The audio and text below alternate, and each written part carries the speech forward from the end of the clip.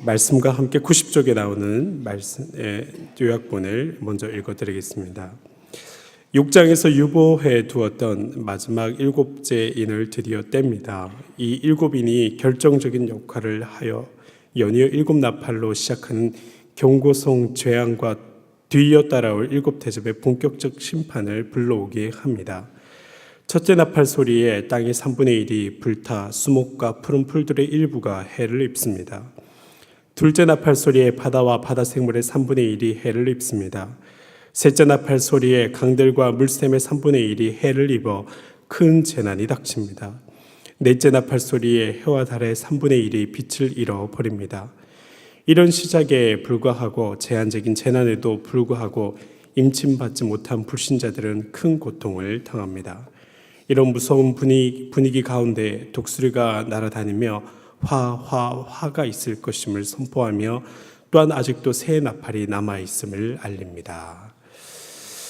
이 첫 번째 7개의 재앙이 적혀있는 6장의 말씀을 자세히 살펴보면 7개의 봉인된 두루마리 중에 6개까지 떼고 끝이 납니다.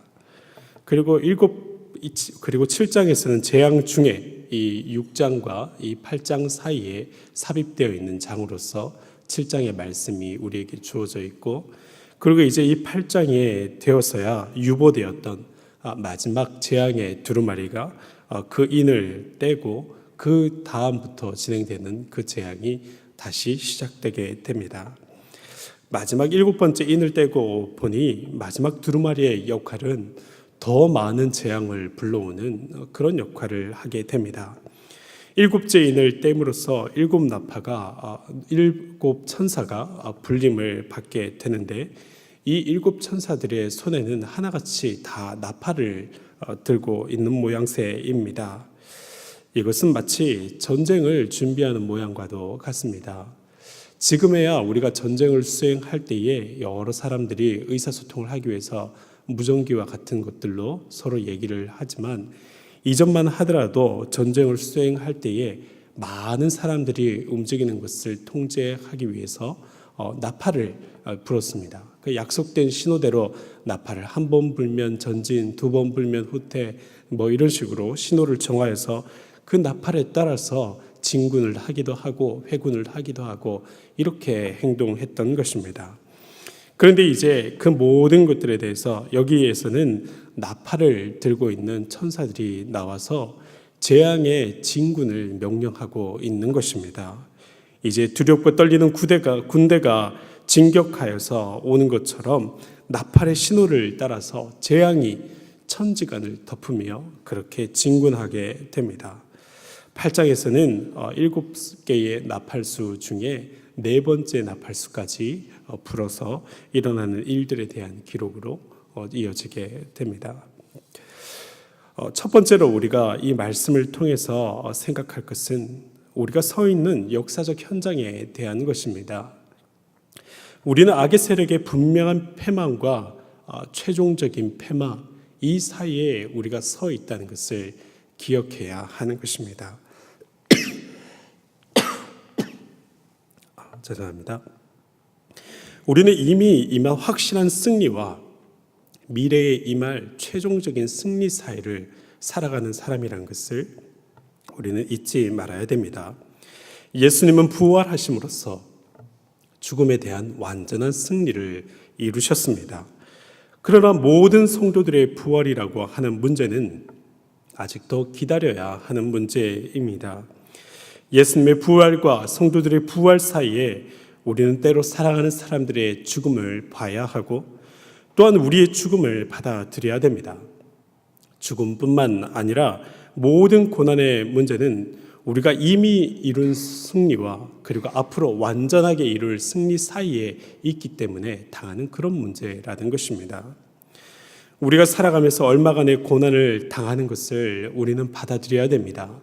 하나님의 섭리 속에 살아가고 있지만 그 완전한 때가 오기 전까지, 하나님의 완전한 신원이 이루어지기 전까지 우리가 감당해야 될 수고가 있다는 사실입니다. 때로 몸이 아플 수 있고 실패할 수 있고 관계적 어려움을 겪을 수 있습니다. 이런 고난은 자신의 욕망이나 지혜의 부족으로 생기는 문제이기에 때로 말할 수 없지만 어떨 때에는 예수님을 더 잘 믿기 위해서 예수님을 더 충성하며 따르기 위해서 하는 행동 속에서도 고난이 오더라는 것입니다. 이럴 때 이 고난에 대해서 뭐라 말하기가 어려울 때가 있습니다. 그런데 오늘 말씀을 통해서 우리가 볼 수 있는 것은 이 모든 것은 완전한 때가 완전한 신원의 날이 아직 오지 않았기 때문에 우리가 그 사이에 역사를 걸어가고 있기 때문에 우리가 필연적으로 겪게 될 일이라는 것입니다. 이 사이를 살아갈 때는 얼마간의 고난을 당하며 살아가게 됩니다. 하나님의 백성이라도 어떤 어려움과 어떤 여러 가지 유혹에 직면하게 된다는 뜻입니다. 그러나 우리는 그 주님을 믿고 나아가서 어떤 외압이 와도 세상의 유혹과 핍박에 굴복하지 않고 그렇게 살아가야 됩니다. 그것을 맞서 싸우며 그렇게 나아가야 됩니다. 이런 고난을 당할 때에 특히 잘 믿어보려고 하다가 고난을 당할 때에도 우리는 왜 이런 고난을 당하는가 하고 묻기보다는 하나님, 고난이 왔습니다. 하나님, 이 고난을 어떻게 헤쳐가야 되겠습니까? 하나님, 이 가운데 내가 어떻게 믿어가야 되겠습니까? 어떻게 싸워가야 되겠습니까? 어떻게 믿음을 지켜야 되겠습니까? 어떻게 헤쳐가야 되겠습니까? 하고 그 고난의 원인에 대해서 질문하기보다는 그 맞닥뜨린 고난을 어떻게 믿음의 방식으로 헤쳐갈지에 대해서 물으며 그렇게 걸어가야 합니다. 오늘 기도는 이런 기도는 오늘 말씀에 묘사된 것처럼 하나님 앞에 올려집니다. 3절과 4절의 말씀을 한번 보겠습니다. 또 다른 천사가 와서 제단 곁에 서서 금향로를 가지고 많은 향을 받았으니 이는 모든 성도의 기도와 합하여 보좌 앞 금제단에 드리고자 함이라. 향연이 성도의 기도와 함께 천사의 손으로부터 하나님 앞으로 올라가는지라. 아멘. 성도들의 모든 기도가 금향로에 담겨져서 하나님 앞에 향연으로 올라간다는 겁니다. 앞에서 향이 피어나면 눈으로 그 연기가 올라가는 것들이 보이죠. 그리고 또 그 연기가 이렇게 올라갈 때 그저 올라가는 것이 아니라 그야말로 향연이어서 냄새가 나게 됩니다. 그리고 또 우리가 하나 주목해서 볼 것은 그 밑에 구절에 보면 이 향로를 제단에 부을 때에 우레와 음성과 번개와 지진 소리가 난다는 것이죠. 여러분, 아무리 잘 지은 건물 안에 우리가 있다 할지라도 우레와 번개가 밖에서 콱콱 하고 내치게 되면 창문이 흔들릴 정도의 충격을 받게 됩니다. 하나님 앞에 우리의 기도가 그렇게 들려진다는 겁니다. 못 들었다 하고 얘기할 수 없을 만큼 콱콱 하는 소리처럼 우레와 번개 소리처럼 하나님 귀에 들려진다는 겁니다.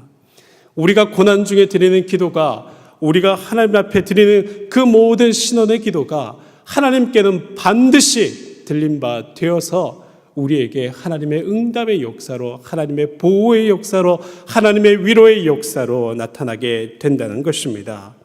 이 우리의 기도가 하나님 앞에 들려져서 결국은 우리가 하나님 앞에서 반드시 위로받을 것을 믿으시기 바랍니다. 우리가 그 믿음을 갖고 이 땅의 고난을 헤치며 살아가야 되겠습니다. 우리가 또 하나 생각할 것은 하나님은 마지막까지 회개의 기회를 주시는 분이시라는 겁니다. 오늘 6절 이하의 말씀에는 네 번째 나팔수 천사까지 등장해서 그들의 나팔을 통해서 재앙을 불러오게 됩니다. 그런데 이 재앙을 통해서 환난을 당하는 것은 전체가 아닙니다. 이 나팔을 불었더니 온 천지가 한 번만에 멸망을 당하는 것이 아닙니다. 특별히 얼마라고 되어 있죠? 3분의 1만큼. 나팔이 반복되어서 재앙이 올 때마다 언제나 고난을 당하는 것은 전체가 아니라 그 중에 3분의 1만큼이 고난을 당한다고 하는 것입니다. 이 환난이 일어나는 것을 보면서 마음을 돌이켜서 회개할 수 있는 기회가 여전히 보장되어 있는 겁니다. 남아있는 3분의 2만큼의 사람들이 이 모습들을 보면서 그들이 다시금 회개할 수 있는 기회가 그들에게 열려져 있는 것입니다. 마지막 재앙이 오기 전에 다시 하나님 앞에 나아갈 길이 열려져 있습니다. 하나님은 이 재앙의 순간에도 마지막 회개의 기회를 허락해 주시는 것입니다. 탕자의 말씀을 보면 이 탕자가 돌아올 때에 그 전까지 아버지의 모습이 동구박 앞에까지 가서 언제나 그 아들이 오나 안 오나 멀리를 지켜보며 그렇게 기다리죠. 그 아들의 선택이 무엇인지 이 아버지는 알지 못하는 것처럼 기다리고 있습니다. 언젠가라도 네가 돌아오면 내가 받아주겠다 하는 심정으로 그 앞에 나가서 그 아들을 기다리고 있는 것입니다. 세상을 향하여서 계속되는 진노와 그 진노로 인해서 모든 역사 가운데 정당성을 확보해 가는 것 외에도 세상을 향해서 마지막까지 기회를 허락해 주신 하나님의 그 역설이 이 모든 재난에 같이 담겨져 있는 것입니다. 여러분, 우리는 회개의 기회를 얻었을 때에 하나님 앞에 겸손하게 나아갈 수 있어야 됩니다. 예수님의 제자 중에 가장 불행한 사람이라고 한다면 아마도 그 사람은 가룟 유다일 것입니다. 이 가룟 유다는 예수님을 팔아서 마지막까지 이익을 챙기려고 했던 것이죠. 그런데 이 가룟 유다의 마지막 죄는 예수님을 판 것이 아니라 예수님의 판 죄를 지었으면서도 회개하지 않은 것이 가룟 유다의 마지막 죄입니다. 가룟 유다는 마지막 순간에 이르기까지 3번의 회개의 기회가 있었습니다. 첫 번째는 만찬 때입니다. 같이 예수님이 상을 베풀고 제자들과 떡을 떼실 때에 그때 예수님이 슬픈 표정으로 한마디 하시죠. 이제 인자가 고난을 당하러 간다. 사람들이 그렇게 하지 말라고 말립니다. 그때 예수님께서 얘기할 때 너희 중에 누가 나를 한 명 팔 것이다 하고 얘기하시고서는 나와 함께 떡 반죽 그릇에 같이 손을 넣는 그 사람이 이 나를 팔게 된다라고 말씀해 주십니다. 그때 떡 반죽 그릇에 손을 넣은 사람이 누구였습니까? 가룟 유다였죠. 가룟 유다는 그때 한번 이미 내 죄가, 내 행위가, 나의 감춰져 있는 계획들이 발견되었구나 하는 것을 화들짝 놀라며 들켰던 겁니다. 그때에도 그 마음을 돌이키지 않고 그는 그의 계획한 대로 30을 받고 예수님을 팔아 넘기게 됩니다. 두 번째 기회는 예수님이 십자가로 넘겨질 때입니다. 이때 가룟 유다는 큰 죄책감이 생겨나서 그 대제사장들을 다시 찾아가고서는 자기가 받았던 30을 돌려주려고 합니다. 그 사람들이 받지를 않죠. 근데 이때에 이 사람이 마음 깊이 있는 깊은 찔림과 이 죄책감을 가지고 하나님 앞에 나아가기보다는 자기가 그 돈을 받았던 돈을 돌려줌으로써 마음에 있는 죄책감을 덜려고 합니다. 그리고 자기의 했던 그 행위를 돌이키려고 하는 것이죠. 이 죄의 문제를 갖고 하나님 앞에 나아가기보다 여전히 자기 고집대로 가서 그 모든 것들을 해결해 보려는 그런 오만한 생각을 갖고 나아갔던 것입니다. 마지막으로 그가 또 회개의 순간은 그 자살을 선택하는 순간입니다. 예수님께 나아가서 예수님, 제가 잘못했습니다. 당신께서 나에게 그렇게 경고하실 때 제가 돌이켰으면 좋았을 것을 제가 잘못해서 여기까지 오고 말았습니다. 한마디의 사과를 합니까? 한마디의 용서를 구하러 갑니까? 그렇지 않습니다. 기왕 죽을 목숨 그 십자가에 달린 예수님 밑에서라도 엎드려서 내 잘못 때문에 그렇게 되었다고 말할 수 있는 것 아닙니까? 그런데 그때마저도 그는 그런 죄책감을 가지고 예수님께 가서 사과를 하든지 용서를 구하는 것이 아니라 결국은 스스로 목숨을 끊는 방식으로 자기의 죄책감을 덜려고 했던 것이죠.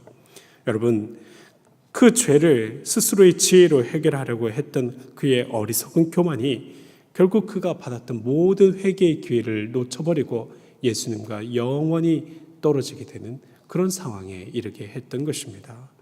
여러분, 하나님은 오래 기다리시는 분이십니다. 때로 성도들의 입 가운데 듣게 되는 얘기는 내가 세상 가운데서 한참 살아가지고 조금 더 깨끗해진 다음에 교회에 나가겠다고 하는 그런 경우를 보게 됩니다.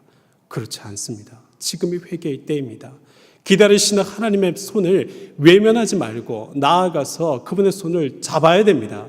그분의 손을 잡을 때에야 온전한 해결책이 보이는 것입니다.